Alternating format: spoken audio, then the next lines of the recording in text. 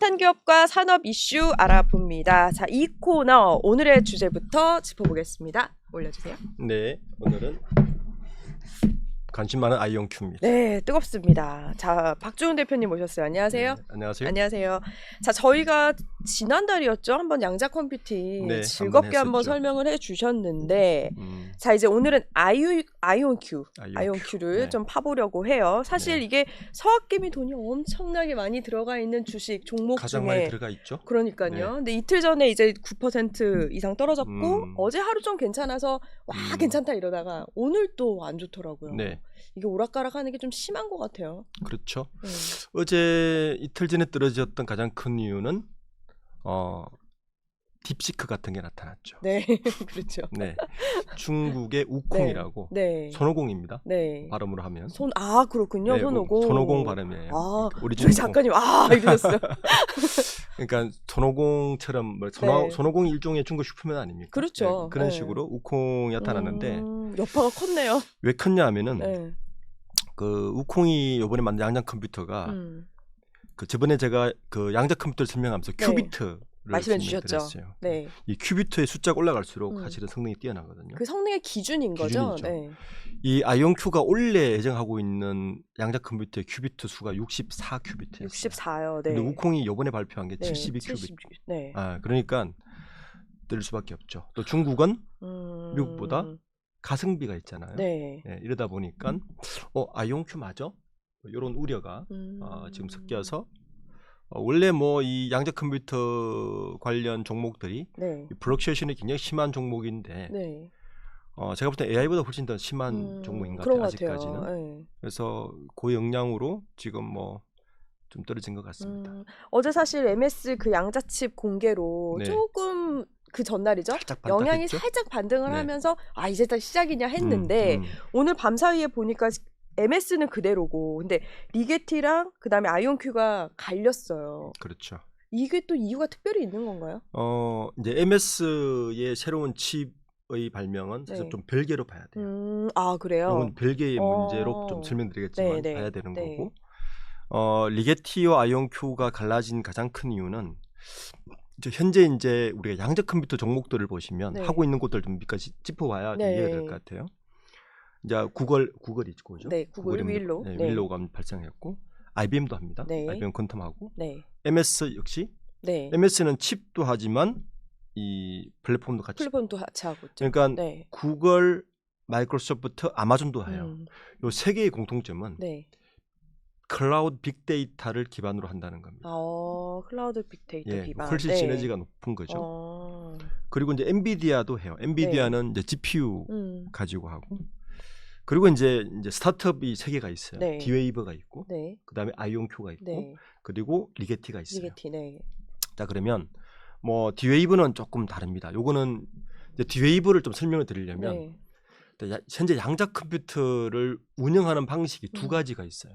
그래요? 네. 예. 첫 번째 방식은 게이트 모델이 두 개가 있는데 게이트 모델이 하나가 있고 네. 어닐링 모델이 있어요. 네.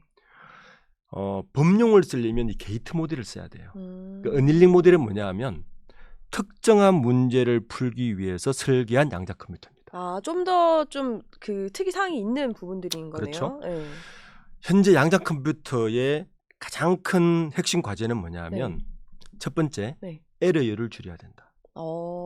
이게 이제 이 큐비트 네. 방식이라는 게 그렇죠. 항상 그게 문제죠. 비트 방식보다는 에러율이 굉장히 심합니다. 그래서 못 쓰고 있었거든요. 지난번에 구글에서 윌로우가 나왔던 네. 획기적인 것들이 에러율이 확실히 줄었다서 이게 상용화에 근접했다는 이야기예요. 또 하나의 이제 관전 포인트는 뭐냐하면 소형화시켜야 돼요. 그렇죠. 소형화가 중요하긴 하죠. 지금. 그게 MS에서 발표한 칩입니다. 네. 그러니까 요 두 가지가 핵심 관건인데 어닐링 모델은 에러율은 별로 없어요. 왜냐하면 특정 문제를 풀기 위해서 만든 모델이다 보니까 요 디웨이브가 어닐링 모델을 씁니다. 네. 그래서 별로 크게 관심을 안 가져요. 그러니까 이 상용화를 위해서는 범용으로 다양한 문제를 우리가 컴퓨터 PC는 다양한 문제를 한꺼번에 풀잖아요. 그렇죠. 그러니까 PC처럼 다양하게 사람들이 쓰면서 에러율도 낮고 크기를 줄여줘. 이게 해결이 돼야 되는 부분이네요. 그렇죠. 근데 거기에서 이제 리게티는 무슨 역할을 하고 있냐면은 리게티는 초전도 컴퓨터인데 네. 여기는 약간 그 아이온큐어 기술이 달라요. 그러니까 리게티는 어떻게 봐야 되냐면 약간 그 기술의 베이스를 좀 다루는 기업이고 기술의 베이스. 네. 아이온큐는 네. 이제 게이트 모델을 기반으로 해서 이제 네. 범용화를 가는데 이게 이제 이온 트랩 방식을 쓰거든요. 네. 그래서 이 그러니까 초소형과 상용화에 좀 더 근접할 수 있는 기술을 가지고 있어요. 아, 완전 다른 그러니까 거네요. 이제 이해가 되실 거예요. 그러니까 중국에 이게 나타났는데 네. 이거는 중국의 우콩은 이 아이온큐와 바로 돼 있는 거고 리게티는 오히려 베이스적인 테크놀로지를 다루니까 오히려 안전할 수 있는 거네요. 거죠. 그럼 이제 MS의 칩은 뭐냐? 이거 네. 이렇게 어떻게 봐야 되냐면은 우리가 이제 트랜지스터라고 네. 현재 우리가 쓰고 있는 대부분의 컴퓨터나 우리 가전제품에 이 트랜지스터가 다 있는데 1947년에 개발됩니다. 네.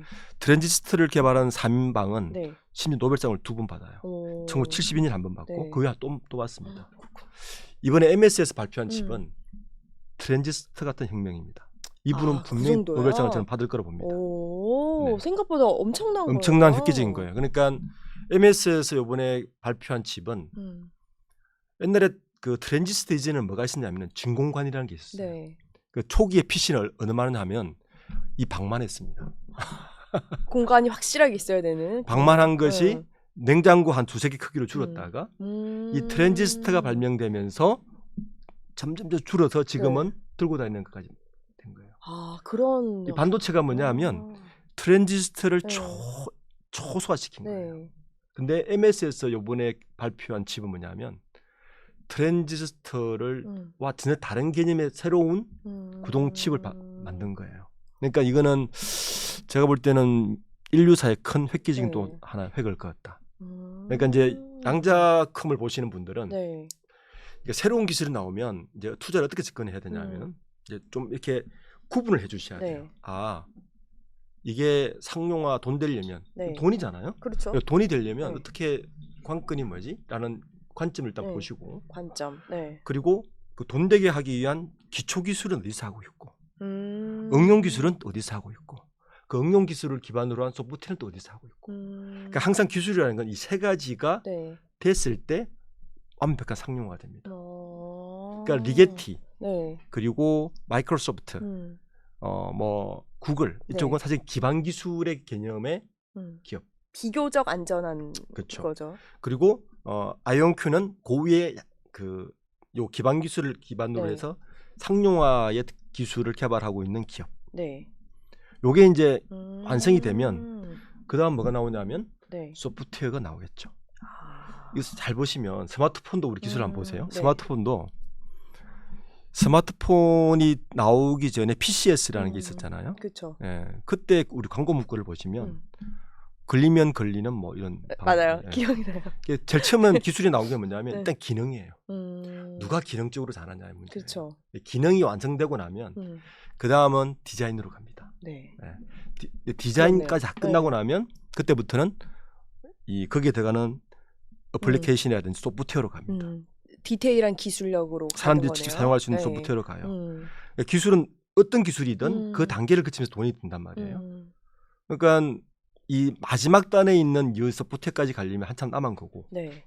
그런데 지금은 양자 컴퓨터가 한 상용화의 중간 단계. 그러니까 마이크로소프트 칩도 만들고 아이온큐에서 만드는 그런 기술 합치면 이제는 좀 일반인도 쓸 수 있는 단계까지 빠르게 접근하고 있구나 이렇게 보시는 거예요. 그러니까 누가 빠르고 누가 어떤 기술인지를 좀 디테일하게 보고 접근을 해야 되긴 하겠어요. 이제부터는. 그렇죠. 그동안은 사실 뭐 양자컴 뜬다 해서 들어가신 분들도 많았을 거거든요. 뭐 이런 거죠.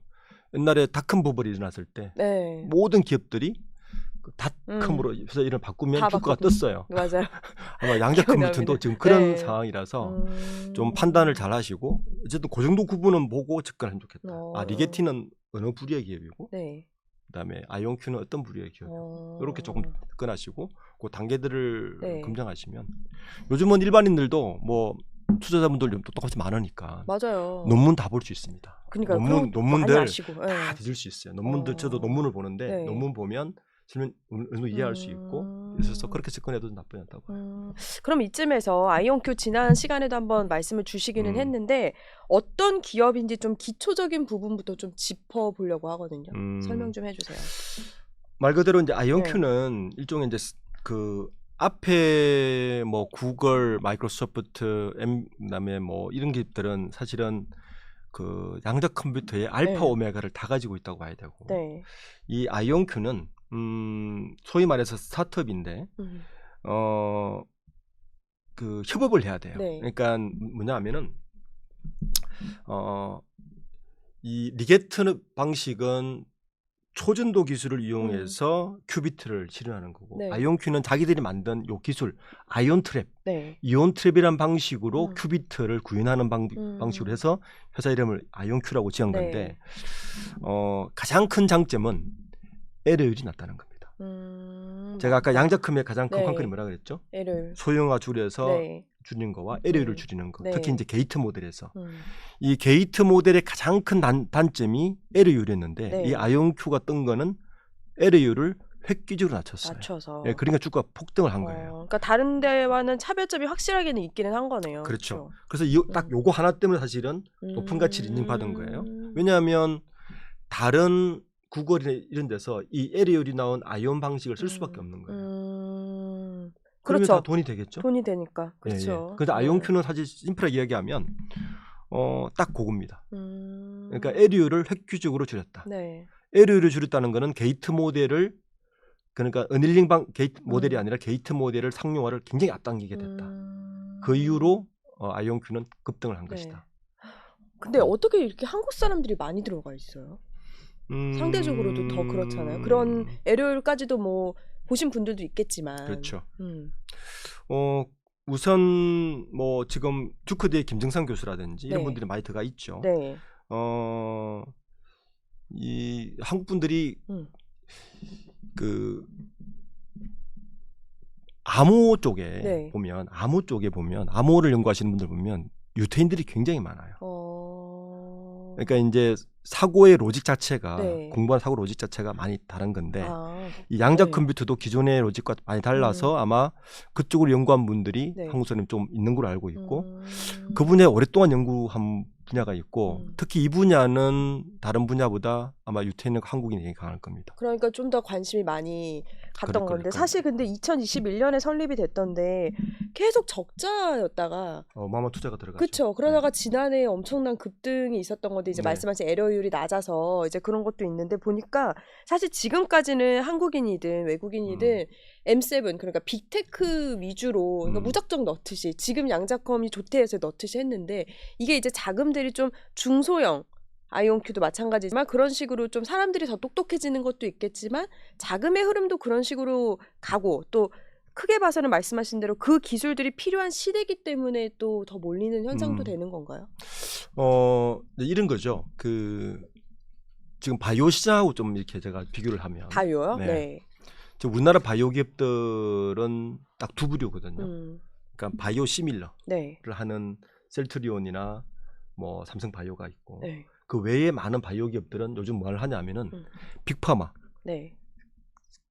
그 글로벌 빅파마들에게 기술을 납품해서 기술을 팔아서 수익을 창출하는 이런 게인데 이 아이온큐가 그렇게 보시면 돼요. 이 글로벌 빅파마가 IBM이나 뭐 이런 기업들을 보시면도 되고 이 아이온큐는 그 특정 기술을 가지고 그걸 팔아서 수익을 창출하는 건데 아시듯이 지금은 그 기술이 획기적이니까 투자는 엄청나게 받고 곽광 받는데 수익은 나지 않습니다. 그렇죠.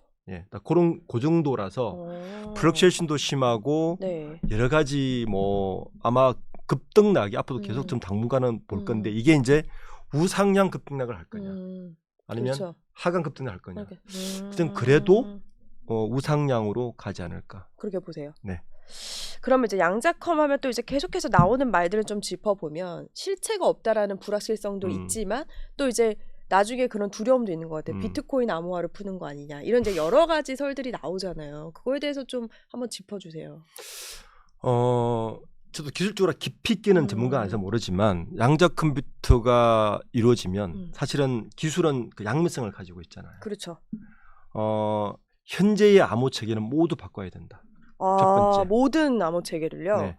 그리고 그렇지만 그래서 시장은 더 생길 것이고 바꿔야 되니까. 그렇죠. 더 네. 시장은 또 확대가 될 그리고 테고요. 모든 암호 체계가 바뀌면서 암호 체계가 훨씬 더 공고해서 못 푸는 암호라까지 바뀔 것이다.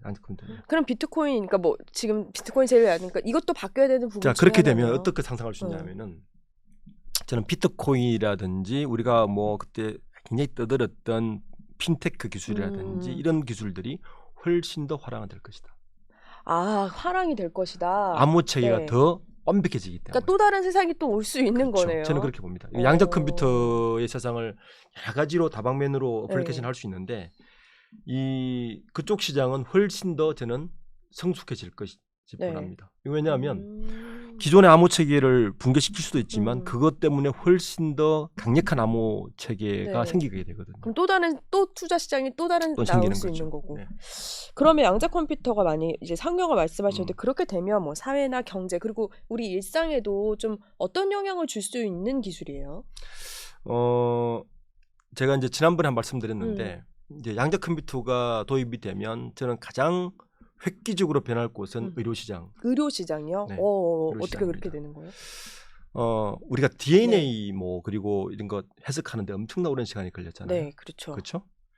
그게 수분 안에 끝납니다. 그러니까 신약 개발 같은 식으로 그렇죠. 그런 거네요. 그렇게 되면 신약 개발을 좀 뛰어넘는 시장이 나올 거라 보는데 지금도 우리가 암이 걸리면 그 조금 돈 좀 있는 분들은 표적 항암 치료, 그 비보험 약을 쓰시잖아요.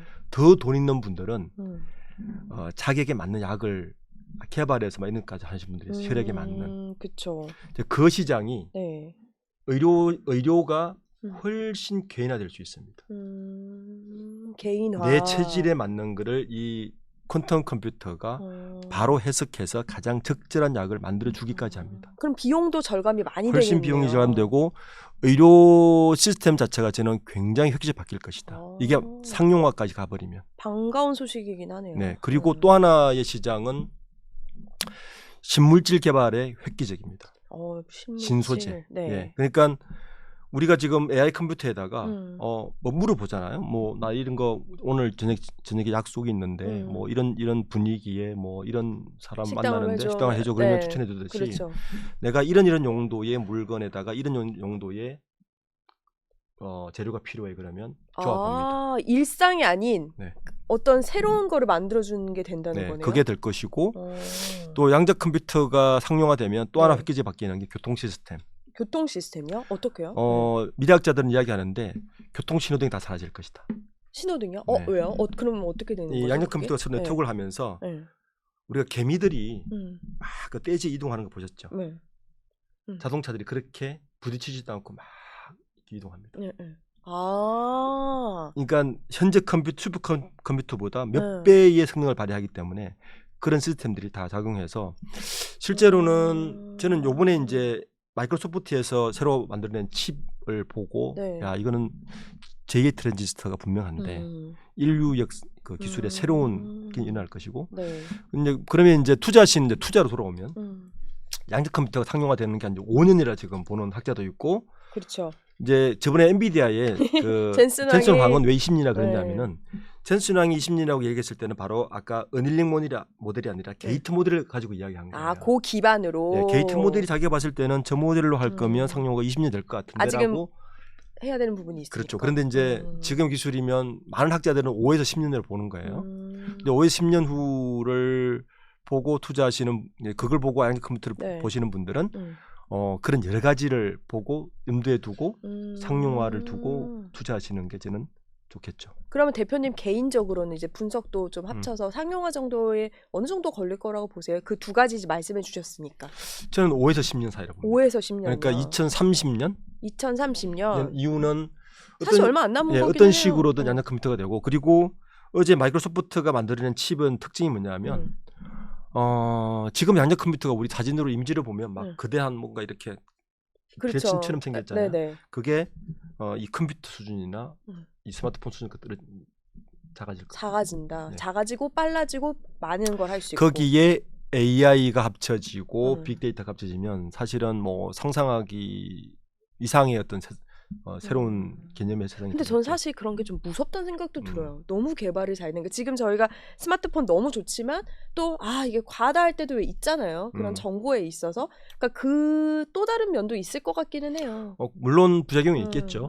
부작용이 있겠지만 그래서 이제 지금도 오픈 AI도 보면 최근에 AI를 개발하는 많은 개발자들, 학자들이 그런 우려를 해서 별도의 뭐 그렇죠. 기술 개발을 하고 있잖아요. 네.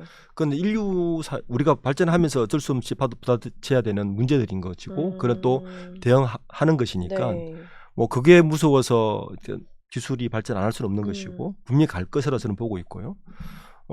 그렇게 되면 뭐 저는 굉장히 다양한 투자처가 앞으로 나올 가능성이 높다 봅니다. 아까 잠깐 투자의 그 접근법을 알려주셨는데 한 번 더 제일 관심이 많으실 것 같아서 그 접근법을 좀 다시 한번 짚어주시자면은 이제 관련주 투자해도 이제 많은 분들이 하시죠. 어떤 식으로 접근을 하고 어떤 요소에 어떤 게 좋은지 좀 이렇게 정리를 한번 더 해주실 수 있을까요? 이제 저는 양자 컴퓨터에 관심을 갖고 계신 분들이라면 내가 양자 컴퓨터는 뭐 제 생각처럼 분명히 가는 기술이다라는 뭐 나름대로 신념이나 그런 판단을 하신다면 멈추진 않는다. 그럼 나는 중장기로 본다면 아까 말씀드린 기초 기술을 갖고 있는 기업들을 기반을 갖고 하고 있는 그 기업들을 보고 투자를 하는 게 좀 안정적이겠죠. 우선은 그렇죠. 길게 보니까 그러니까 뭐 일일비하지 않고 나는 그거보다도 막 뜨거운 게 좋아. 뭐 단기더라도 뜨거운 게 좋아. 그러면 막 어플리케이션을 시도하는 기업들이 있어요. 지금 아이온큐라든지 또 나타날 겁니다. 스타트업들이 계속해서 나타날 거예요. 그래서 이제 판단을 하는 거예요. 얘는 기초 기술, 얘는 어플리케이션 기술. 어플리케이션 기술 중에서 내가 보니까 얘가 좀 괜찮은 것 같아. 그러면 그쪽에 가시면 돼요. 다만 장기적으로는 조금 위험할 수는 있다. 그럼 이제 그거 둘 다를 싫다. 그럼 ETF 담으시면 됩니다. ETF. 근데 이게 요즘 초고위험 ETF까지도 많이들 가시더라고요. 근데 정말 극단적이긴 하잖아요. 좋을 땐 너무 좋지만. 그래서 ETF가 잘 보시면 지금 국내 ETF는 금융감독원에서 위험스러운 건 아예 등록을 못하게 해놨잖아요. 네네, 그렇죠. 그래서 요즘은 그 서학개미들은 위험 감수하시는 분들은 미국 ETF도 가십니다.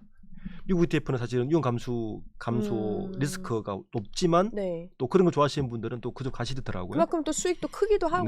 그래서 이 둘 중에 하나를 선택하시건 아니면 나는 뭐 직접 시간도 없고 조금 관심은 있는데 그쪽 가고 싶으면 뭐 ETF 중에서도 조금 리스크가 큰 걸 뭐 감소할 것 같으면 미국 ETF.